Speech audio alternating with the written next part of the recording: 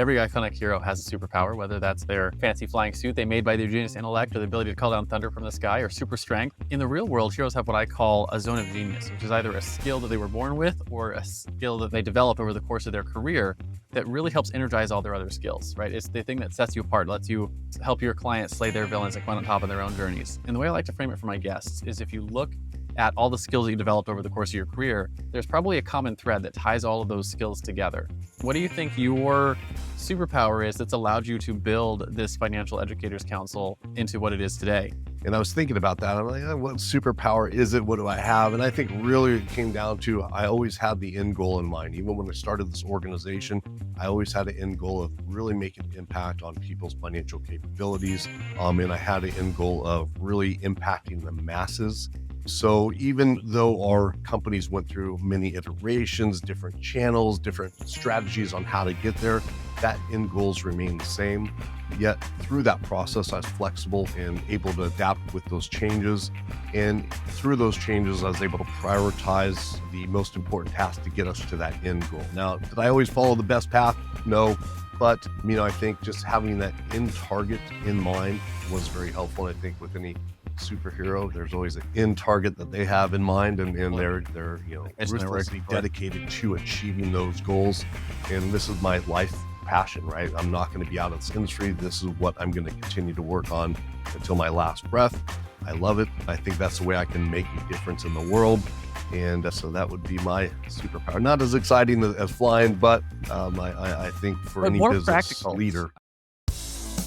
Heroes are an inspiring group of people. Every one of them, from the larger-than-life comic book heroes you see on the big silver screen, to everyday heroes that let us live the privileged lives we do. Every hero has a story to tell, from the doctor saving lives at your local hospital, to the war veteran down the street who risked his life for our freedom, to the police officers and the firefighters who risk their safety to ensure ours. Every hero is special and every story worth telling. But there is one class of heroes that I think is often ignored: the entrepreneur, the creator, the producer. The ones who look at the problems in this world and think to themselves, you know what, I can fix that. I can help people. I can make a difference. Then they go out and do exactly that by creating a new product or introducing a new service. Some go on to change the world. Others make a world of difference to their customers. Welcome to The Hero Show. Join us as we pull back the masks on the world's finest heropreneurs and learn the secrets to their powers, their success, and their influence, so you can use those secrets to attract more sales, make more money, and experience more freedom in your business. I'm your host, Richard Matthews, and we are on in 3, 2, 1. Hello and welcome back to The Hero Show. My name is Richard Matthews, and today I have the pleasure of having Vince Shorb on the line. Vince, are you there? I am, Richard. Good to meet you. Awesome. Glad to have you here. And I guess before we get too far into all the interview stuff, I always like to find out, where are you calling in from? Dallas, Texas. I moved from California a few years ago, 3-4 years ago. Taxes are better. Nice area. I love it out here. I do miss the beach though. Yeah. We are currently in California because that's where I grew up. We're visiting family for the holidays, which our audience, they know we travel full time. So we're always telling where we're at when we do these episodes. We're still in California. But yeah, Texas was one of our favorite places we visited in the US. And then we actually got stuck in Florida during COVID. So we're actually now Florida residents for our stuff. Same kind of thing. I remember the first time we did our taxes in Florida and they were like, would you like to do your state taxes? I was like, yes, please. And they were like, you're done. It's zero. And I'm like, oh, yeah, that's nice. Coming from California. Not a bad place to be stuck weather-wise or tax-wise. Yeah, absolutely. So what I want to do before we get into this is do just a brief introduction of who you are. So I got your bio here. I'm going to read that for our audience and we'll dive in and start talking about your story. So Vince Shorb is the CEO of National Financial Educators Council. Founded the company in 2006 to deliver financial education and coaching services that help people work towards greater financial strength. Today, the NFEC supports individuals and organizations that want to bring financial wellness programs to their community by providing the tools, training, and processes to help them build and scale these initiatives. So what I want to find out from you is, what are you guys known for? What is your business like? Who do you serve? What do you do for them? Yeah, we're really known for bringing quality programming into local communities, and with a focus on outcome results, right?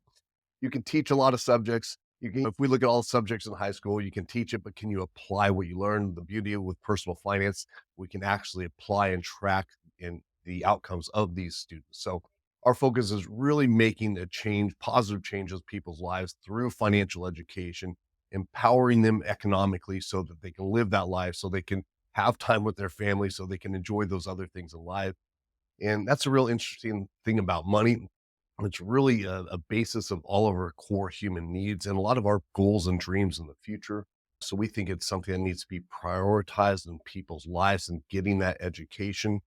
And we work with local people that are passionate about sharing this, right? That wish they were taught about money in school, that just wish they learned some lessons before they made mistakes, and also people that did well financially that want to share their knowledge with others in their community. So we provide them, as you said, the training, resources, and support to do so in their local communities. So I really love that because I've started getting into the business community when I was young, 13 years old, when I started my first business and got shut down by the government because you can't have a business at 13 apparently. But like they don't teach you any of the things that you need to know about business or finance or personal finance at all in school. You don't learn how to do taxes. You don't know how to learn to open a bank account. You don't learn how to write a check. Not that people write checks anymore, but back when I was in high school, you had to write a check for things. They didn't teach you how to do any of those things. They don't teach you how to like actually distribute your own finances. So I follow a system now called Profit First by Mike McCallowitz in our business.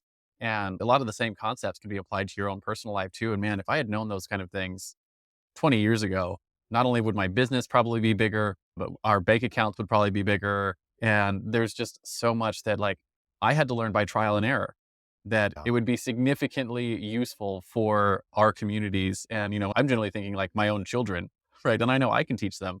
I can teach them because I've been through that school of hard knocks, right? But not everyone has that same sort of like set of resources to be able to teach their kids. So being able to provide that for the community is really cool. true. Yeah. And it's amazing that students graduate without the ability to get a job. They don't have a resume done. They don't have interview skills. They don't even have connections to local jobs. They graduate without the basic money management systems in place. They don't have a calendar of financial events. They have nothing of that nature. They graduate with no knowledge. Most students never receive a financial education in elementary, high school, or college. The ones that do get less than 20 hours. Imagine trying speaking a foreign language after 20 hours or doing anything after 20 hours of education, not enough. And they just go out like it sounds like you may have done. I know I did. I made some early mistakes. Now, I All was always sorts of mis- focused on money. I had early businesses. I had a lizard selling and frog selling business that got shut down in elementary school. So I feel you there. For me, I felt the whole time in my school, I was in the back of class reading investment books, reading entrepreneurship books, because I knew what they were teaching was not relevant. I was never going to use advanced chemistry. I had no interest. I was never going to use advanced mathematics. I had no interest.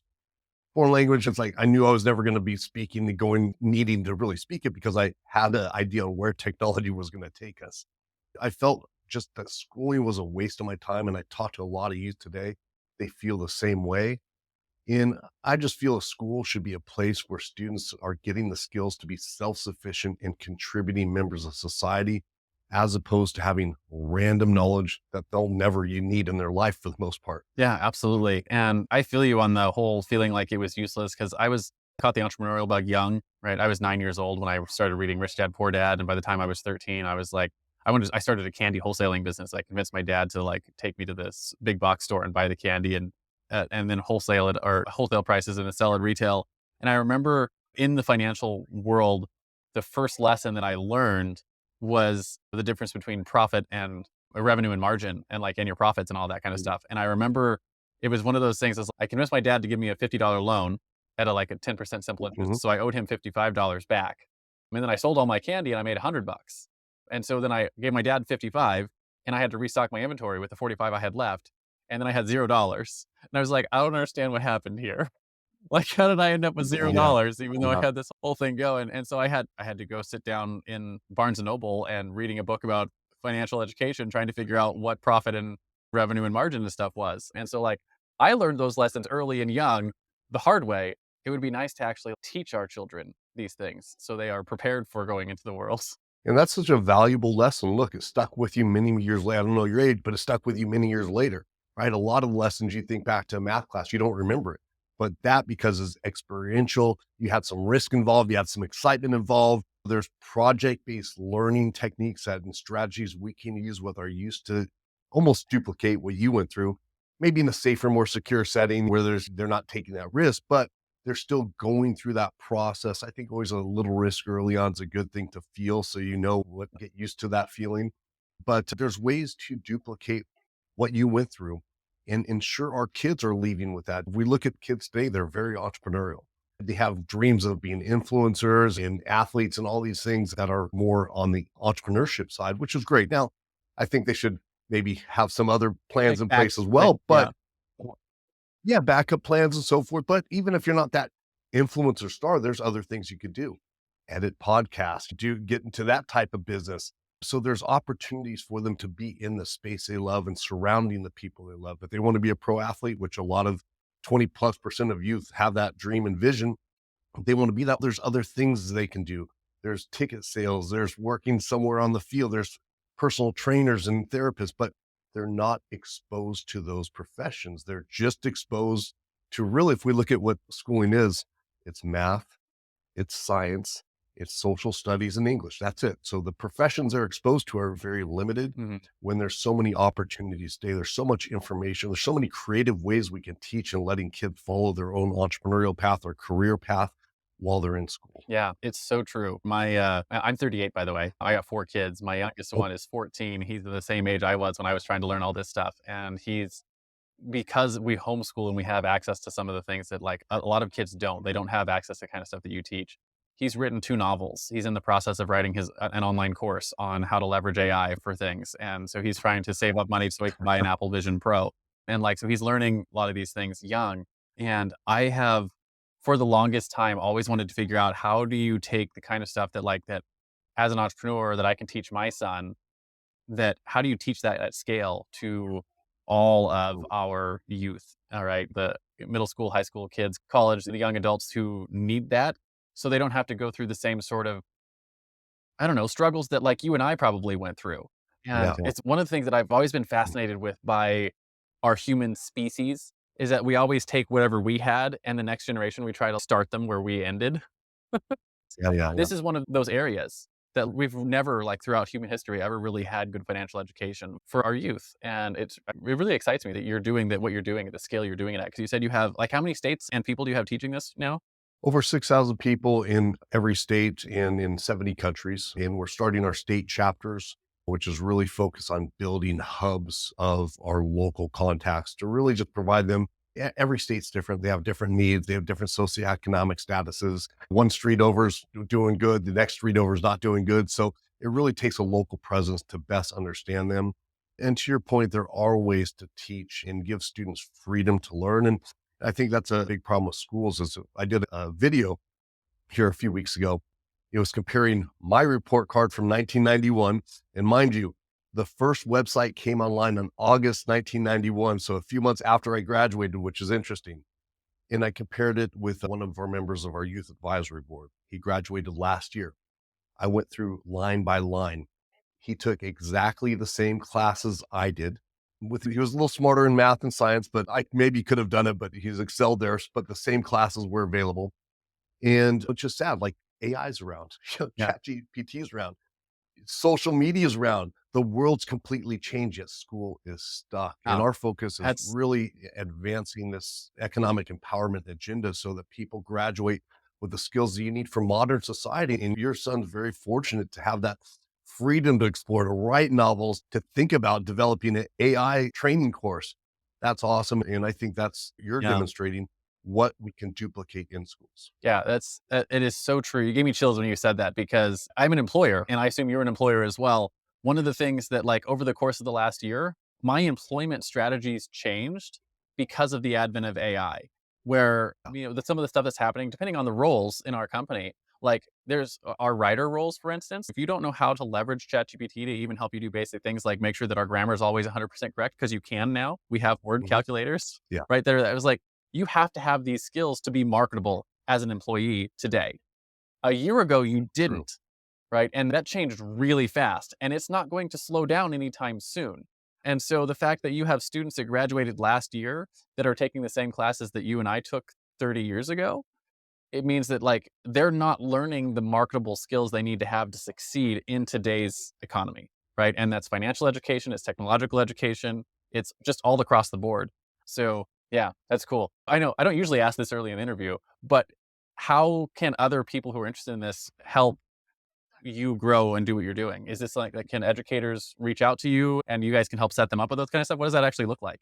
Yeah, really, anybody that has a passion for wanting to really promote financial education in their community, we work with. So we work a lot with nonprofits, colleges, public schools, even private schools, entrepreneurs, a lot of entrepreneurs in our program that want to build a model in their community and earn revenue. We work with financial service people that are looking to build relationships with clients. So the beauty is on a daily basis, I'll talk to people from 10 different industries, right? They all share one common goal, maybe some different nuances as far as how they're going to fund and the revenue models and how they're going to promote it in their community. But the end goal is the same. How do we improve people's financial capabilities so they can live a better life, right? And enjoy those things and serve the community. So that is interesting. So anybody that has an interest, feel free to reach out to us. I know you'll put the website up at the Yeah, yeah, end, absolutely. or reach out to me personally on LinkedIn, and I'm happy to help. But really, we don't have any barriers. We serve people from high schools. I remember one of our first young ladies from high school, she was volunteering at a homeless shelter. And she saw all the parents had a lot of services that were helping them. I think it was through a Salvation Army or similar. They had a lot of services for them, but the kids didn't. So she went through the training and she actually put together a program for the youth so that they can get a sense of hope and get the lessons early so that they're not repeating that cycle that their family's going through. So really all ages, and we have retirees that are just, hey, they've served in financial services for 30 years now. This is the way they give back. So it really doesn't matter if it's an enterprise they're trying to build or just a passion project we want to support. Awesome. I love what you're up to. So what I want to actually dive into then is how you got here. Right. So on this show, we talk about your origin story. Every good book hero has an origin story. It's the thing that made them into the hero they are today. And we want to hear that. Were you born a hero, or did you get bit by a radioactive spider that made you want to start a financial education services business? Where did you start in a job and eventually move to become an entrepreneur? Basically, how did you get here? Yeah, after 5 years living in the cave, no, I'm not just kidding, but I had a fortunate with my upbringing. I had parents that were focused on finances, grandparents, and they all had different skill sets, right? My one side of my family was more frugal, tight with money, really watch everything. My other side of my family was those risk takers, entrepreneurs, investors. So I had a good balance going in, and they instilled in me an interest in money at an early age, early businesses, early investments in real estate while I was still a teenager. And I had some early successes. But what I loved most during that time was people asking me, hey, how'd you buy that home? I want to do the same. Help me out. I was doing their budgets. I was doing their plans. I was helping them. I was working with them. I really enjoyed that process. I lacked some basic knowledge though, and I made some dumb mistakes. I think a little overconfidence as well, right? Early successes, you got this ego, young man, I'm out there going to take on the world. So I made some investments with some credit card money that I fronted, and that didn't turn out too well. So I got in the hole, had to dig myself out. I went through a lot of the struggles that people face today, which looking back was a really good learning moment for me. And took me a few years to dig out of that. And I really wanted to get into financial services to help people avoid what I went through. And also, I want to get back into talking with people because I really enjoyed talking about finances. After about 15 years in a variety of spaces, I left that field because I felt a lot of what I was doing was putting a band-aid on people's real financial issues. So the behavior side, the confidence side, the ability for them to make decisions in alignment with their longer term goals. And so I started the National Financial Educators Council back in 2006. It was another name. It had National Youth Financial Educators Council because we're simply focused on youth at that time. But now we serve all ages from all socioeconomic statuses. And our mission stays the same. Now, when we started, we were boots on the ground, doing financial education programs, leading those programs. I was doing speaking tours. We held many big events and with 1,000+ persons in attendance, celebrity sports stars like Wilmer Valderrama, John Sally, other people that came out to these. And with that big campaign, we had a lot of people asking us for help. Hey, help us develop our program. Can we use your materials? Can you help us with this aspect of a program? Yeah. So our model slowly shifted after about 2009, 2010, about 3, 4 years after we started, simply because I was living on the road. I was like, how am I going to reach all these people in cities? We couldn't scale at the speed that I really wanted. And we started training other educators and coaches to fulfill some of those things. So there was less flights, and that really took off and takes us to where we are today with having those educators and coaches in all these cities. So if there's a local event or somebody needs local support, there's somebody that doesn't have to get and fly 2,000 miles to them. It's typically a short car ride to that venue, which helps everybody. It reduces the cost for the clients, and it provides those local people some connections. And that really takes us to where we are today. And in the next few years, we're going to continue with that model and building out these states. Our goal in the next 3 to 5 years to have every state built out with our state hubs. So we have representation in each state. And that's where we see this growing. That's really awesome. I love that story. And the thing that pops into my head is one of the reasons why we started this podcast, The Hero Show, is specifically because for whatever reason, culturally, entrepreneurs are always held up as villains, right? If you watch any movie or read any TV show or look online, any social media stuff, it's always like the stories that make it anywhere are always negative stories, which they do exist. There are, of Yeah. course, there's evil in every category, but the overwhelming majority of entrepreneurship is people like you and people like me who are like, there's a problem we can solve, right? And we can fix that and make it better. And you're looking at like, when you're looking at scaling and growing and building a profitable business here, that profitable business is going to change the world for the better. And I love that. I love that. I love that you have the appetite for the growth and the scale to build something that is going to make a shift culturally, to have an impact on that. Yeah. Yeah. Social impacts at our root. We're actually a certified B corporation, which showcases, hey, we have to meet high standards for social impact, for how we treat our workers, how we're impacting the environment, and really looking at a business holistically. Now, fortunately, our business is rooted in helping people, so that's much easier. But it did a lot going through that process, really helped us with the processes and procedures of operating our business, the how we treat our workers, our hiring practices, and how we're really elevating them and empowering them within the organization to help them grow. And so that's been a good process for us to really reinforce our social impact, not just from a third party need, but also internally in our partners and who we serve. That's for anybody thinking about, hey, I have a social impact organization. I really want to take it to the next level. I think that B Corp certification is a good thing to explore Yeah, for brand enhancement. And also it helped again with us establishing the processes and procedures to manage our company effectively. that's wonderful. Yeah, I know we've talked to a couple of certified B corporations on the podcast before, and it wasn't something I even heard of until the first time we had a guest on. Because it's not an actual, what do you call it, a government like entity. It's a certification that goes on top of your existing entity. Is that right? Yeah, so you have to be a recognized public benefit corporation by the IRS. Once you have that, then you have to meet the standards of the B corporation. Really, anybody can get recognized as from the IRS as a benefit corporation. If you have a mission statement and other basic things, it's the B Corp certification that's really putting you through the grind. It was a couple-year process on making sure that everything is cohesive with their values on how they treat workers and the social impact aspects. So it's not for the faint-hearted. But again, if you're looking for structure on your business, that's a social impact business, it is helpful. That's really cool. So I want to talk then about your superpowers, right? Every iconic hero has a superpower, whether that's their fancy flying suit they made by their genius intellect or the ability to call down thunder from the sky or super strength. In the real world, heroes have what I call a zone of genius, which is either a skill that they were born with or a skill that they develop over the course of their career that really helps energize all their other skills, right? It's the thing that sets you apart, lets you help your clients slay their villains and come out on top of their own journeys. And the way I like to frame it for my guests is if you look at all the skills that you developed over the course of your career, there's probably a common thread that ties all of those skills together.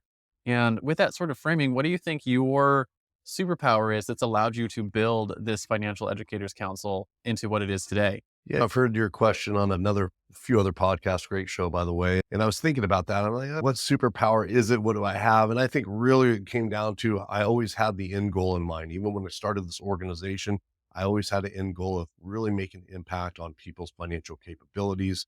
And I had an end goal of really impacting the masses.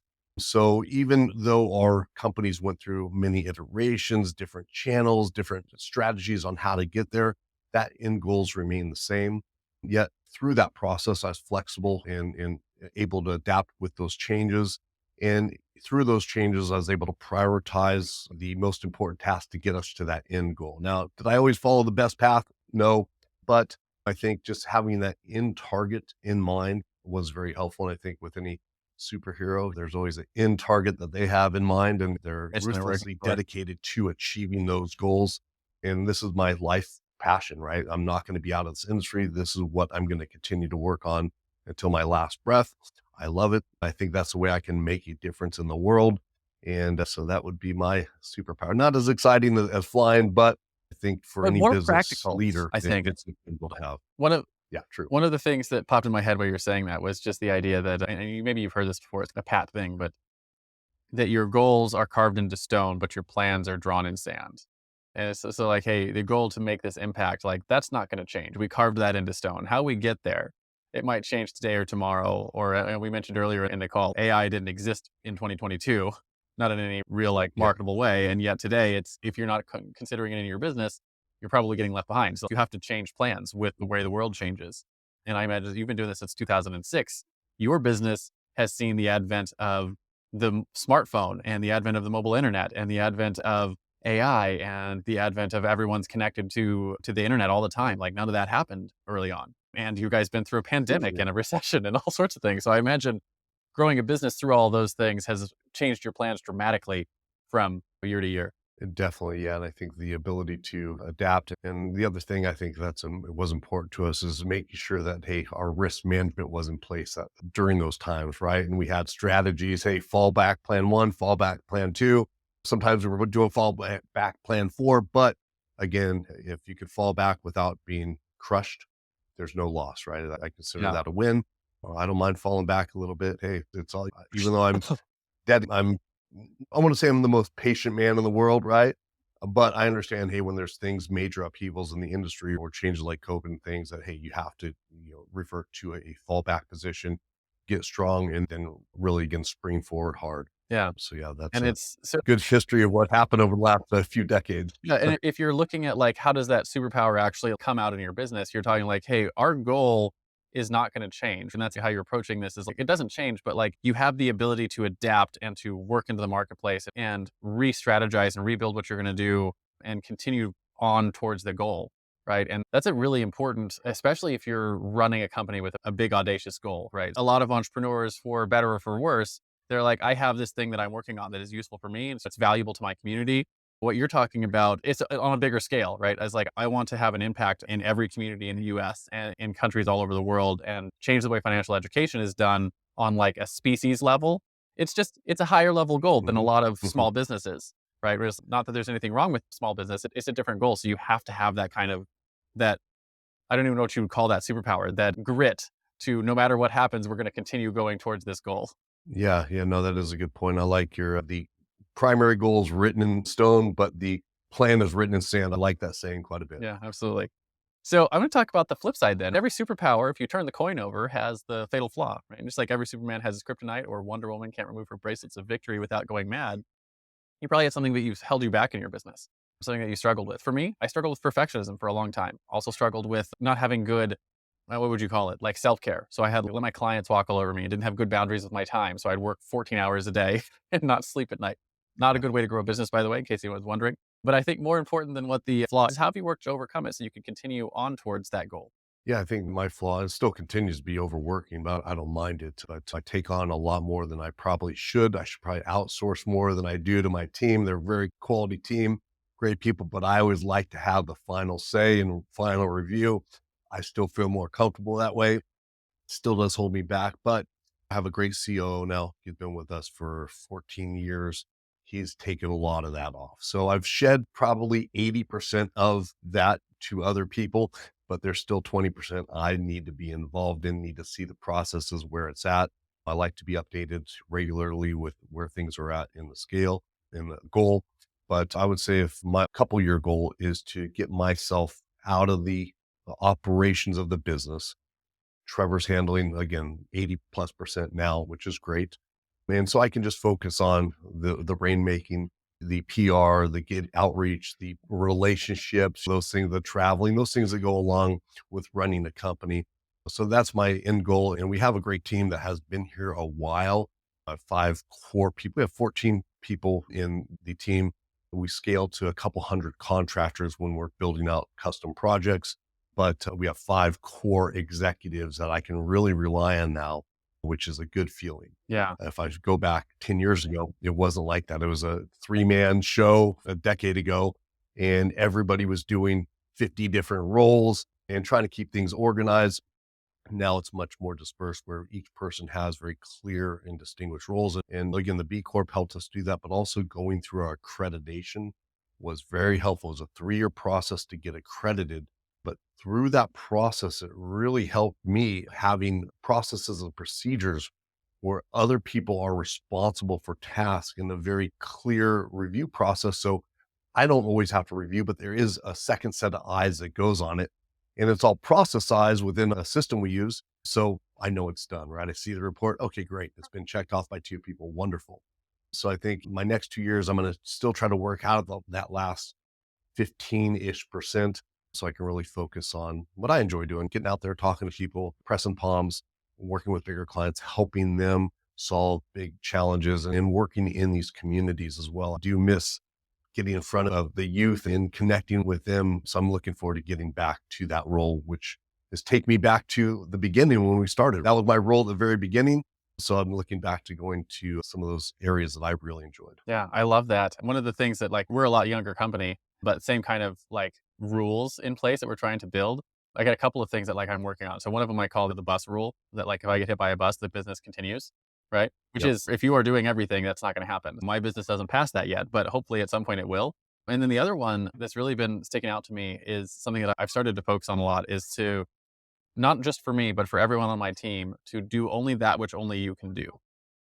Right. And Mm, so you build systems, you build processes, you build your hiring, you build your SOPs, you build everything in place so that each person in their role is doing things that are at their highest and best use.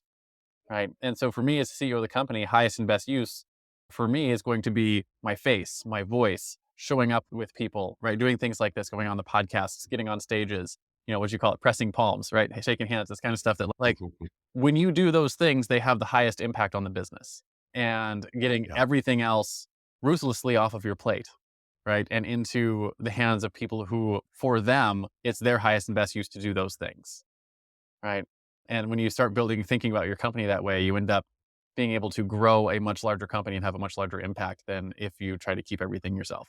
agreed. No, I like where you're at in your stage, and it seems like you reached out at an earlier stage than we did. So congratulations. Yeah, we still have a lot of work to do. I still got a lot of things on my plate, but at least I have our path forward. I know what we're working on, and I'm Yeah. currently training my COO right now, and she's coming up, and I'm starting to take a lot of those things off of my plate and build things. And man, I just got off a call with her right before we got on this call. I told you I was like 2 minutes late to this interview. It's because we were talking about operational stuff, and she had a whole set of things. That's hey, we went and did all of these things and started to improve this process. And here's what I think. I'm like, so good. It's so good to not be the only one who's looking at how do I make this better? How do I achieve our mission at a higher degree? And it's wonderful when you have other people who are bought into the same mission for your company. Yeah, and that you trust and that are doing good results. Trevor started working with us as an intern. He was in grad school and he started from the ground up and he knew the company inside and out. He's just super organized, meticulous with how he makes notes, and he makes these detailed charts where I can easily see the flow. So he understands not only the company, but he understands how I like to see things too, which is very valuable. In the training with him, it was more, hey, I need to see it this way. And he got to understand me as well, which makes life super simple. So I'm glad you're having a good operations director there as well. I think you'll enjoy when you're seeing things that you used to have to do off your plate. Yeah, it'll be super good. I'm excited for that kind of growth. And it's one of those things that I've just realized as we've started to hit like I always refer to businesses as like the stages of your business. Like you got baby business, and you got a toddler business, and you got a young child business, you got like a teenage, a preteen and teen, and then like an adult business. Adult business is when like you can leave for a few weeks and come back, and the business is not only Yeah. just running, but like maybe even running better than when you were there. Like you did a good job raising them into an adult business. We're like solidly like my business is probably like an 8 or 9 year old. Like they can make their own Mhm. lunch, but if I left them there for 2 weeks, they'd burn the house down. That's where we're at. Yeah. I got you. That's great though. But hey, you got a path for growth and it seems like you're doing the right things. And I think it's always with parenting and with the business, it's always, hey, when do you give out a responsibility? How much time do you need to have those conversations? How much control over what they're doing do you need? So it's always a learning process. But I enjoy that as well. I enjoy seeing that company grow as if it was a child. Yeah. Yeah. I was like, it's one of those things we were just having on our discussion this morning is as the people who are building the business, it feels like your baby, right? You're helping to raise it and turn it into a responsible member of society that's capable of growing and adding value and those kind of things. I Cool. want to talk then about common enemy. So your common enemy is your arch nemesis, right? And so your arch nemesis, every comic book Yeah. hero has their arch nemesis, and it's the thing that they constantly have to fight against in their world. And in the world of business, we like to put it in the context of your clients, your customers, people that actually come to you. And it's a mindset, it's a flaw that they have that you have to fight to overcome so that you can actually get them the results that they came to you for in the first place. So imagine with your business, it Yeah. could be anything from the communities that you're working in and helping to get them to the point where they actually understand the value of this kind of education, or maybe the educators that you're bringing in and teaching, or maybe even the people that you're actually teaching themselves, because you have several different sort of like categories of people that you're serving. So I'll let you Mhm. choose, but where do you think your arch nemesis, or maybe even Yeah, from a industry perspective, I think our nemesis is status quo. When financial education really has been taught through lecture and PowerPoint, right? Lecture, PowerPoint, that's how it's been taught, that how the majority are still teaching today. And we're really trying to battle against that because very few people prefer learning in that manner, right? You have a handful, 10, 20%, that type of lecture as their primary learning source, but that neglects 80% of the classroom. And there's better ways to teach. So we've been really an advocate for following research-based education principles and bringing that into the classroom or workshops or Facebook Lives, however people are teaching personal finance or however they're working with their individual coaching clients. There's better ways that we can deliver instruction. And yet the majority out there are just PowerPointing and lecturing. So I think that's a big thing with the industry. We've combated that by writing the only standards for financial education instructors, standards for coaches, several white papers that outline research-based education methodologies that they can bring into the classrooms to enhance learning, to enhance outcomes, and to get people to actually apply what they've learned. So from an industry perspective, I would say that is one of the things we're battling. From an external perspective, I think it's the status quo within schools, right? I think we have a huge opportunity. So when I wake up, I'm like, how do I get this into schools? I think that would be the biggest opportunity to serve people on a mass scale. And really, I'm going subject by subject through and showcasing the value of financial education versus other subject matter they're teaching in high school. For example, algebra. Less than 10% of people will use algebra when they're out in their career. Yet all students need to take it, right? Geometry, same thing. Science, the same thing. So there's about 7% STEM related fields out there. So if you're going to be a scientist, engineer, mathematician, you need those, right? But the vast majority do not. So I'm going subject by subject through tackling that to try to make room for personal finance education. So which we go with the people? superhero route. If it's an 8-leg spider, I'm trying to chop off leg by leg to get that thing down. Doesn't make some teachers too happy, but again, I always tell people, hey, I love the teachers. It's the subject matter you're teaching, but you can be retrained to teach subject matter that's going to be more beneficial to students. And really, most teachers I talk to, math, science, they understand. They know, hey, you're not going to use this. I had a great chemistry teacher in high school, Mr. Birch, great guy. He knew I was never going to need it. He kind of let me do my own thing with using my notes for tests and always kicked me out of the classroom. But he was a good guy. I know you won't need this. And we had conversations. But he was like, hey, you just got to get through this to get your diploma. So we're tackling the internal nemesis via setting standards and showcasing our outcome compared to other classes. And we're tackling that external school nemesis, really just trying to chop them down at the roots and make a plea based on what's best for the kids. How do we want the future of our kids to turn out? And really attacking each subject matter to find more room for personal finance in schools. Yeah, it's interesting because we homeschool our kids, and so we put them through the STEM curriculum because it's required by law that they take, that my Yeah. high school student takes algebra. Like if he doesn't take algebra, like we can lose our child kind of thing, which is interesting to me. Yeah. Very, And yeah. and Very scary. and despite the fact that we know it's not a useful skill, it is required by law that they have to do those things. And so one of the things that we've started doing just as homeschool teachers is looking at what are the useful skills you can get out of these trainings, right? Because we have to take them still because you haven't won yet. You haven't won with your mission. You're working on it. But Yeah. so we're like, okay, when you're doing algebra, you're not learning algebra per se, right? You are learning algebra, but what you're learning is you're learning the brain pathways for problem solving, right? And you're learning the ability to build and understand how formulas work, right? Which are useful skills. So what we're looking for as homeschool parents is where do we find the skills that will apply in other areas that you can learn while you're learning this subject, while you're forced to learn this subject that you probably won't use in your career, right? And for myself growing up, the teachers who were the best, that I still remember their names and remember their lectures today, taught that way. They taught us, Yeah. if you're going to go through chemistry, if you're going to go through English class, the things that you need to learn how to do are, it's not that you're reading Catcher in the Rye, right? It's not that you're reading Of Mice and Men. It's, are you learning how to understand how to tell a story, right? Because telling a story is a really valuable skill, right? And so my 10th grade teacher spent a lot of time breaking down like the story elements and teaching us how to tell and create stories, and was just using his curriculum as a way to do that. Because this is the skill. The skill is not you read Catcher in the Rye, right? Or that you know how to Yeah. build Yeah. an algebraic formula. It's like the backside of those kind of things. And to your end, you could teach all of those things, but also teach skills that they would be like, would actually be useful, right? Like personal finance. Yeah, yeah, and the thing is with a lot of the skill sets, now your kids are different because they're getting personal attention and that focus, right? So we can really help them on an individual level with their interests. Hey, here's how that applies to AI. So it can be very relevant to them. And the big claim of education is this far transfer of knowledge. So the critical thinking skills you build in math would transfer to another area unless you're getting that pathway connected for them through an excellent teacher, which most aren't.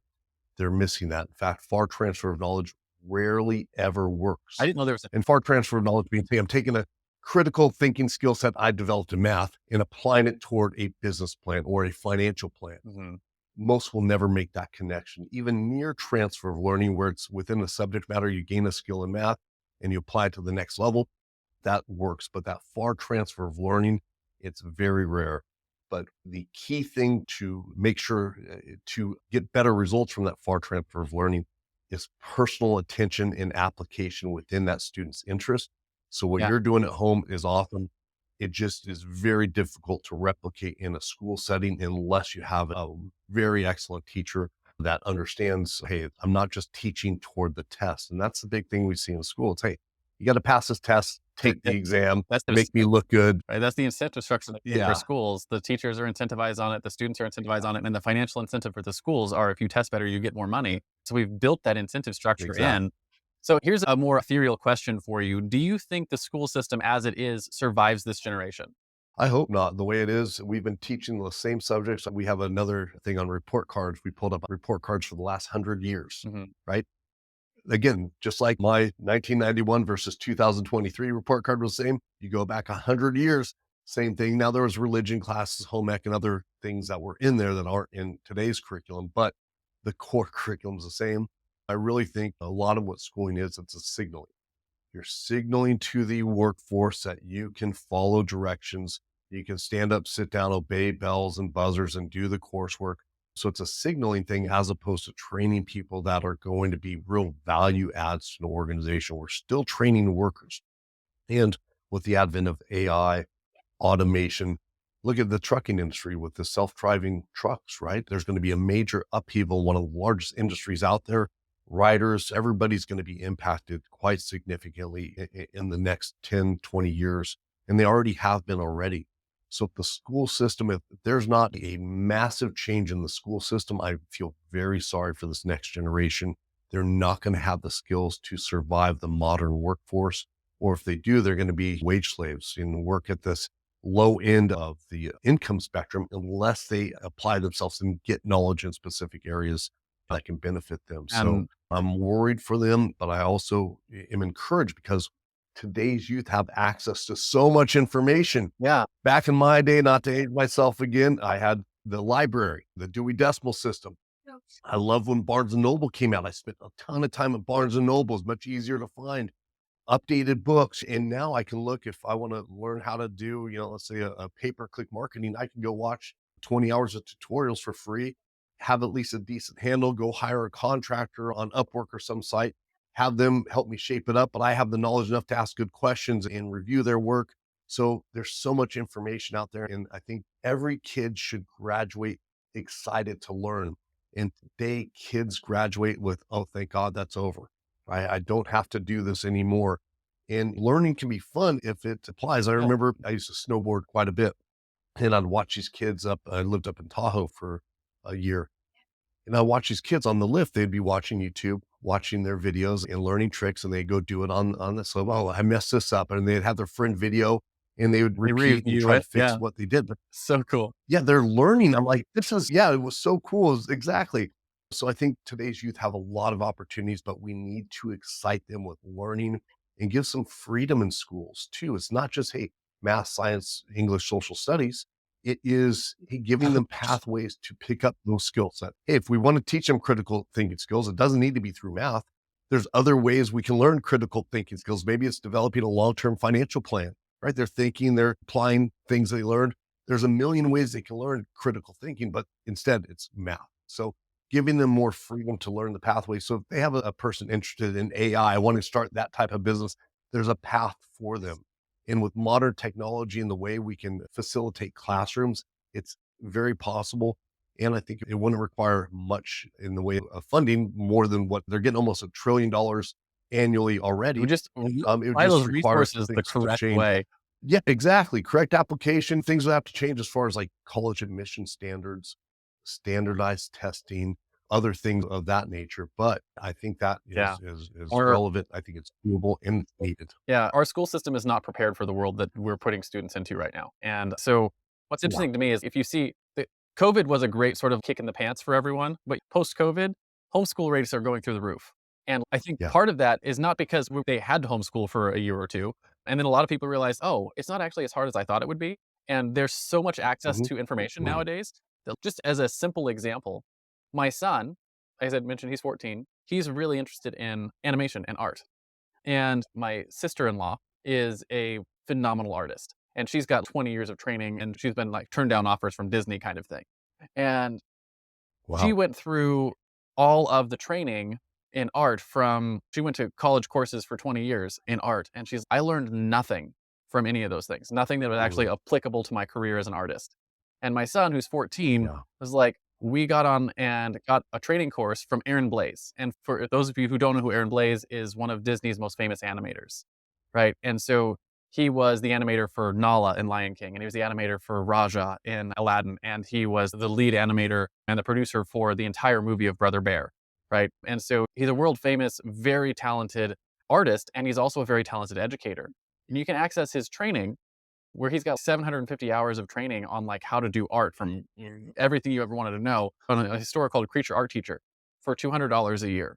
And it's the kind of thing that like I put my Wow. son through. He's going through his first couple of lessons with him. And to see his art skills go from like here to here in 1 hour with one of the world's best animators is like Yeah. just immediate. And it's like the kind of thing that like you and I could never have had that kind of training at his age. You couldn't have accessed No. one of the best artists in the world and train directly with them. But today your kids can. And it's not just art, Yeah. that's just a category, right? But it's like that everywhere where if you do just a little bit of effort, right? And as a homeschool teacher, you can put your kids in front of the best in every category because they're available and it's not that expensive. And to your point, if our schools are not taking advantage of that, right? They're not taking advantage of the best in financial education or art education or anything at all. It's still the same things that we're teaching 100 years ago, right? To your report card point. And they're not actually like teaching our kids the way that they want to learn, right? Because my kids, all of them, all four, I got 4 kids, they're all super excited about their schooling, what they're doing, and what they're playing with and learning because they're getting to do those kind of things. They're getting to play in the areas that they're really interested in and learning the skills that go along with those. And it's the kind of thing like, sure, we're lucky because we have entrepreneurship and and the ability to homeschool. Not everyone does. That's what the public school system is for. True. And like your point here is we're going to use financial education as like the key that unlocks the door to bettering the education system on a whole. Yeah, and I'm open to other categories as well. Now, I have a financial education company, so there's a vested Yeah, and interest make in sure getting that that in. works. But part of financial education means the income side, so the career and entrepreneurship side. So we're not just money management. So that career, when I say financial education, I'm talking about career exploration, developing relevant skills in areas you're passionate about, knowing how to interview, having a resume, getting You're early marketable. internship jobs. All these things can be done. We have a safe, secure setting in schools and giving them the freedom to follow pathways. Even if every kid in the class wants a different job, they can research the requirements to get that job, start to build their resume on that job, see what volunteer opportunities would apply to that job. We can get them doing project based learning activities where even though every kid might have a different career path, the teacher can grade them on the same scale. So there is ways to measure and track outcomes. Yeah, absolutely. So you're talking about like actually using school to build marketable, like valuable members of society, like for today's society, not for the agrarian age. Exactly. And allow them to follow their passions. If you're doing what you love, I'm doing what I love. A lot of people don't have the luxury and aren't as blessed as we are, just in that sense. And I think a lot of people get trapped in careers because they've invested a lot of time into that. I had a friend that was a lawyer, right? And he went through college all those years, passed the bar, and he got into practice for a few years. He says, you know what? I really don't like this. So he spent all this money and he left the space. He's in financial services now, but his focus was on that, and he didn't align it with his passion, or I think he aligned it with his passion on the TV lawyer, right? In front arguing big cases, but he didn't realize a lot of it was behind the books reading. He's like, if I have to read another law document, I'm going to jump off the roof. But he readjusted and replanned, but that cost him a decade of his Yeah. life. And I want kids to have that early exposure because we're asking them, you're 18, 17, 18 years old, pick a career to go to college. Now invest 100 grand. You're going to Invest 10 do years this of your life career. that you can get back. Yeah, yeah. So I think there's a path. We need to have training wheels and then they can ride the two wheelers, right? Yeah. Right now we're throwing them out in the world without any relevant. I remember when my dad taught me to drive, right? He didn't just say, hey, here's the keys to the car, go on the freeway. He took me to a wide open parking lot, put on the gas, slowly put back on the brake, turn off, on and off the car, very safe, secure. But I still remember when we first started turning, getting 10 feet from a light post, your hands get sweaty, you get tense. And we're not doing that with money. We're not doing that with career. There's no segue to the real world to say, hey, you're 18 on your own, paying your own bills. Now you got to figure stuff out. Or So even worse, I congratulations, you know the think is kids like, Pythagorean theorem. yeah. And we see kids now living at home till 30, 35, 40, and it's putting off any adulthood, which I think just ruins lives. It's a life of desperation. If you're living with your mom at that age, it's a life of desperation for many. And I think it's personal responsibility at that age, but also, hey, we can help people avoid those situations. Yeah. And I know one of the things that we do, like my kids were super interested in farming. They went through a phase where animals are the Cool. coolest thing in the world. So we maybe when we start a Yeah, farm and do all those things. So we like volunteer, right? Go volunteer at a goat farm. And you realize that part of having a farm is shoveling shit, right? Like it's just part of the job, right? So to the end, they'll say yeah, every job has their analogous of shoveling shit, right? Whatever that is. There's the parts of the job that you're like, oh, I don't like that. Sure, you also get to pet animals all day, but also you have to shovel their shit. And so as a lawyer, sure, you get to argue the big cases, but also you have to do all the minutia of managing the clients and managing all the data and everything that goes into running the law career. So what you're talking about is like actually getting to play in these fields. And play is, I think, an important part of that is they're young, they've got a safety net, they can play in these areas and see what do I actually like? Where do I actually okay with the good and the bad of these careers, right? Because you realize all have true. those things. And so you're advocating for teaching that way and actually getting people prepared ahead of time so they don't spend 10 years and $100,000 on a career that they're like, you know what? I actually don't like this. Yeah. And, kids aren't exposed to a lot of professions. I'm sure being an entrepreneur, your children are exposed to the entrepreneurship side, which is great. But you look at most average kids, they're not exposed to any careers. And I'm a big believer in local areas that we promote, take kids to work day and things in communities as part of our financial education, what we do just gives them an internal insight and seeing, oh, there's so many different roles within a company, even if it's a finance company. Oh, you have HR, you have this, you have that, you have sales, you have people that do these different functions. And when you see kids go through that first time, they're like, oh, what do you do? There's an interest there. Now they may say, I don't want that job, but it's good. I think it's as good to eliminate some things you don't want to do as it is to find some things that you are interested in. So I think some simple things like that, where there's some exposure to careers or having guest speakers and talking about all these little things that can be done, just open people's eyes up at an early age before they're so in deep and so committed into years and years of school. Yeah, absolutely. So I want to shift gears a little bit and talk about something really practical. And that I call this our hero's tool belt. And just like every superhero has their tool belt with awesome gadgets like their web slingers or their batarangs or giant laser eyes and spinning hammers, that kind of stuff. Talk about a tool that you couldn't live without to run your business the way that you run it now, right? Could be anything, but your notepad, your calendar, something that you use for marketing tools, something you use to actually do the delivery of your services in the community. Just an essential tool to getting your job done today, especially with the big audacious mission that you guys have. Yeah, mine may not seem too techy, but it's Excel. We organize everything on Google Sheets, Google Docs. Even our entire plan and how our operations is run is lined out. Now it's a 500, 600 page document, but the Excel spreadsheet breaks it down. Hey, is it sales related? Is it customer service related? Is it so forth? I can go on there, see all the emails and sequences. So it's just basically an organization system of all the different systems and processes we have in place. So if we need the email, or if we need what to say to the client, or a process on how we handle certain things, it doesn't have to come to me. Anybody can look that up, and it's organized in a way that they can easily find it. Again, the Excel may not sound too sexy, but we use a teamwork for management of contractors, clients, and so forth. We use a CRM for sales. We use our operations manual and process procedure systems. But that simple Excel document that links to everything, it's like a table of contents.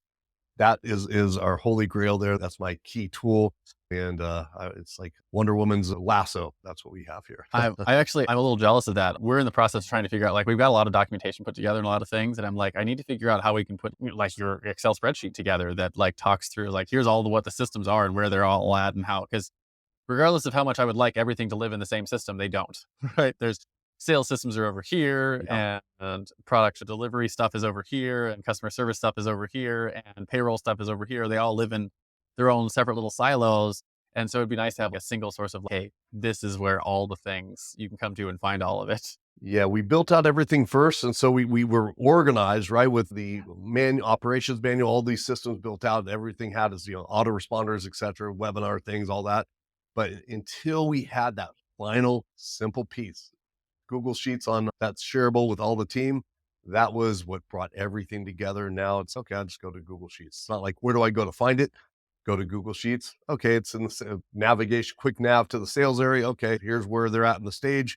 Okay, initial nurturing stage. Okay, email, what emails do we send there? And we have 600-700 autoresponder different systems. So it's critical at this stage, and it's easy to find. That's wonderful. I'm jealous. I want to see it. So I was like, I need to build something similar for myself. Yeah, the secret that we did, we just built it in order that we're serving people. So almost like timeline order. Mm-hmm. And that was really what made it very usable for us.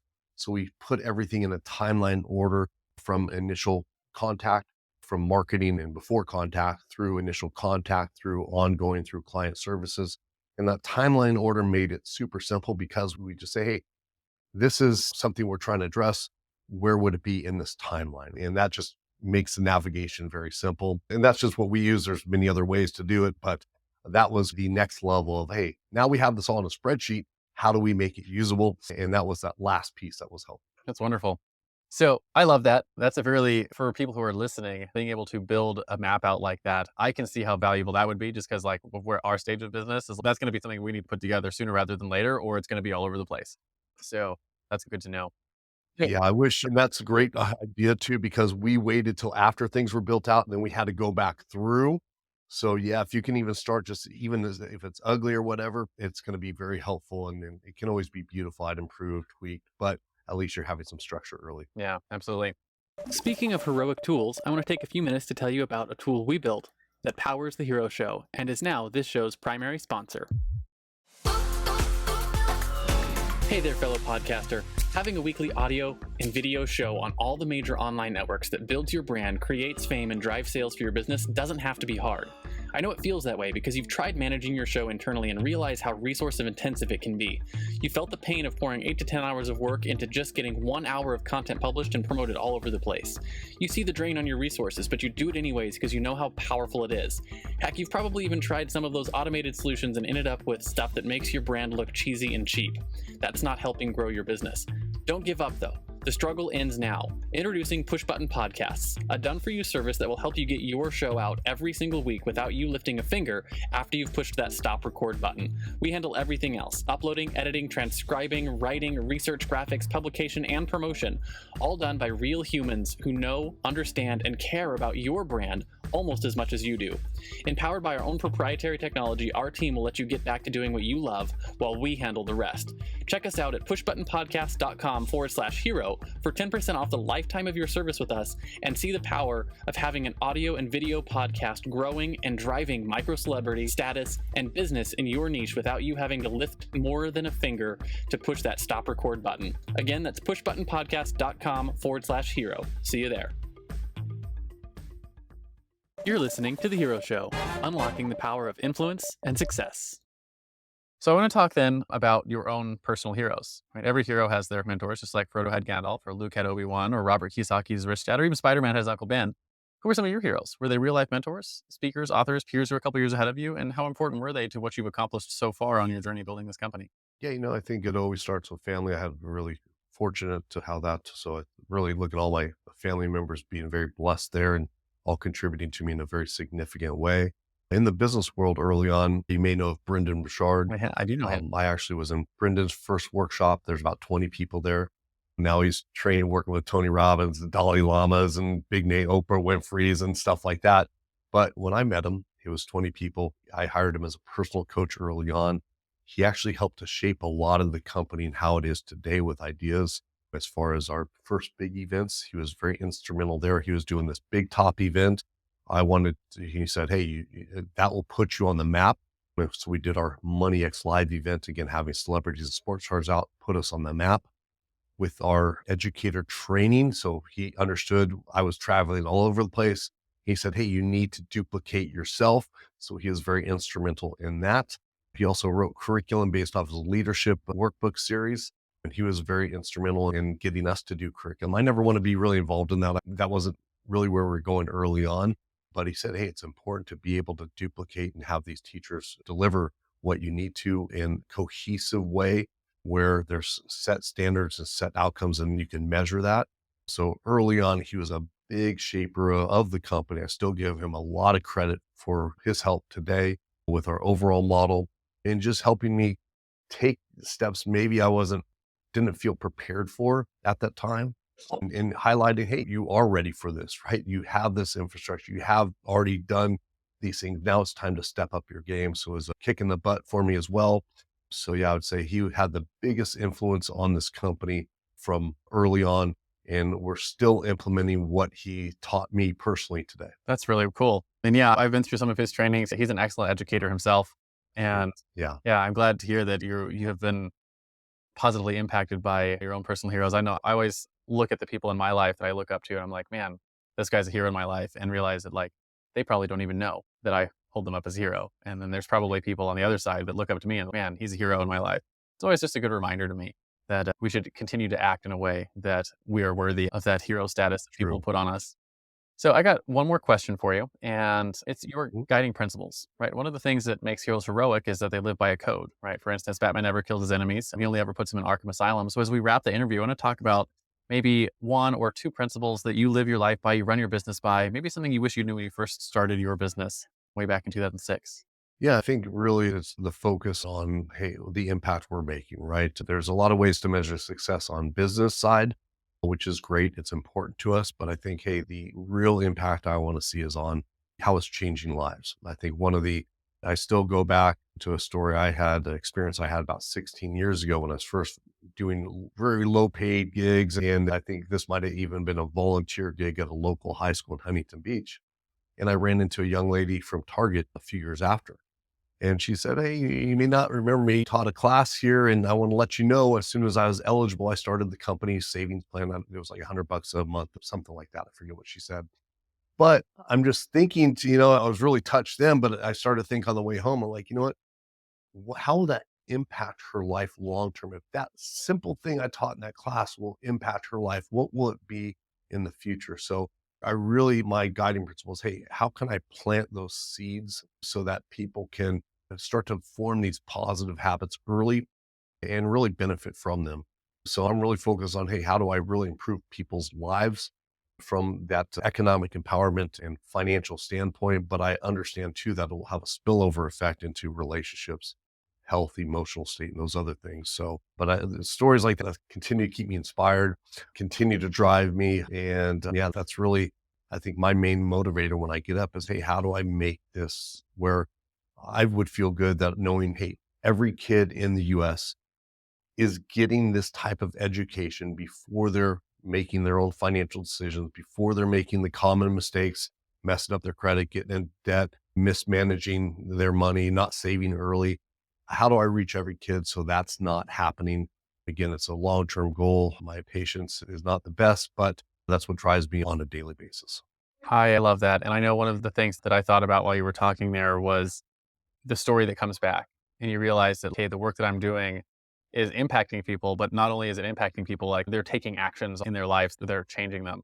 And I know one of the things I always think about in our business is those kind of stories inspired me to always make our service or our product better, right? Because if people are going to take Yeah, action on it, we need to make sure that the stuff that we're giving them is the best it can be.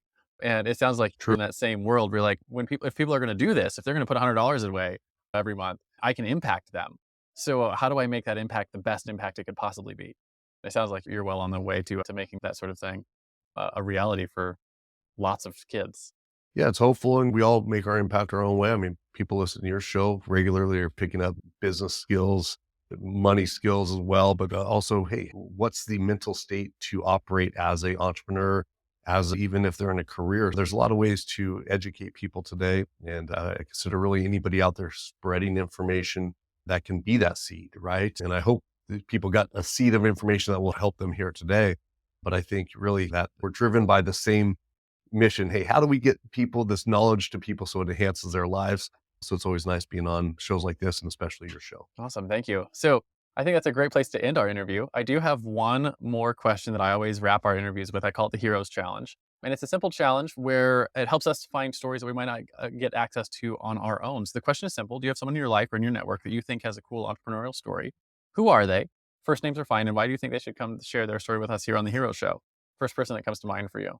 Yeah, I have a few people. Cloudy Martin's our community outreach director. She came here with a few $100s to her name to learn English through Miami.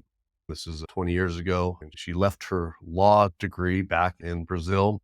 She's really developed as a leader here. She's started her own business helping empower people when they come over to the country, but also from the diet and health perspective as well.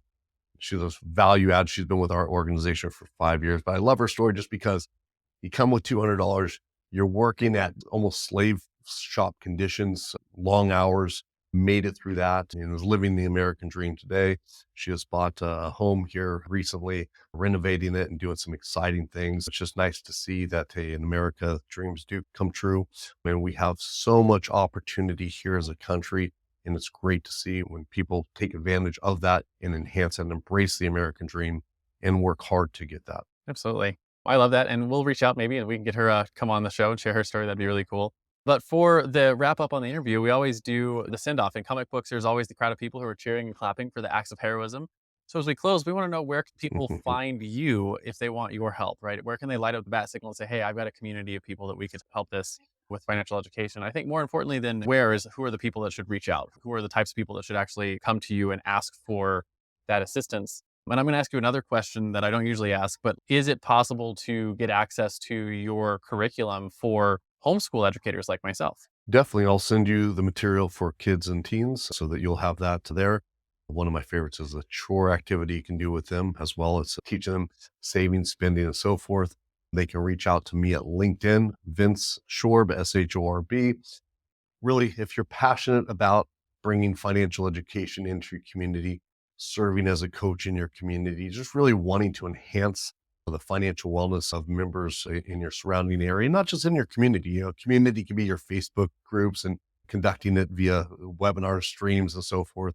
Connect with me via LinkedIn. Additionally, we have a website, obviously today, financialeducatorscouncil.org. You go there, reach out to us as well. We do live training calls every day that are complimentary. In addition, we have a great customer support. You can reach out through the contact or live chat or give us a call. And we're happy to serve you. Awesome. Thank you so much for coming on today, Vince. I really appreciate getting to hear your story and getting to hear your mission and just to see what it is you guys are up to. I think it's an incredibly valuable thing that you are putting out into the world. And I hope you win as much as possible in the world that you're playing in. So again, thank you for that. And do you have any final words of wisdom for my audience before I hit the stop record button? No, I appreciate the time here. And I think, hey, if you have that big picture in mind, just keep focus on that big picture, work the plan and be resilient. Things don't always go your way. that resiliency will go a long way. And set aside time each day toward that big plan. I don't care if you have 3 jobs, 4 jobs, or whatever. Even if it's 10 minutes a week, please don't give up on that dream. Absolutely. Thank you, Vince. Thanks for tuning in to this week's episode of The Hero Show, where we work to shift the cultural narrative around entrepreneurship and celebrate the heropreneurs who make our world a better place. Don't forget to visit our website at theheroshow.tv, where you can subscribe to the show on iTunes, Spotify, or via RSS, so you'll never miss an episode. If you found value in our show, we'd truly appreciate a rating on iTunes. Or better yet, share it with a friend to help us spread the message of entrepreneurship as a force for good. Curious to learn more about the stories and insights of these incredible heropreneurs? Check out our in-depth interviews and resources on our website. Together, let's support and inspire the next generation of entrepreneurs as they embark on their own heroic journeys. Join us again next week for another episode of The Hero Show, where we'll continue to explore the world of heropreneurs, their superpowers, and the positive impact they bring to our lives. Until then, stay heroic.